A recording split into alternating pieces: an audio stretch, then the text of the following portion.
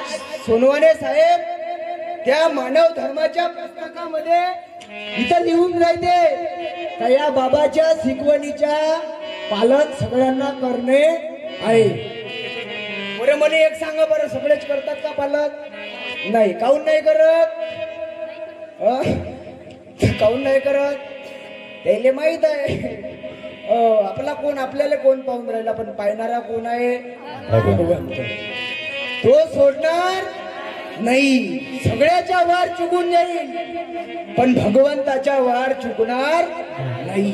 मावशी मी नेहमी कार्यक्रमात म्हणतो, फिरतो तर म्हणतो, या बाबांना जो मानव धर्म तयार केला नाही, मानव धर्म हा जगातला असा एकमेव धर्म आहे ज्या मानव धर्मानं शिकवलं का मानव कसा असला पाहिजे.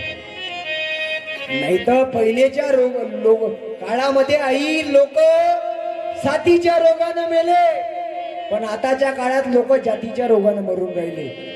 तो तेली, मी कुणबी, तो माडी, तो साडी, तो धोबी, तो हात, तो अमुक ढमुक फलाना.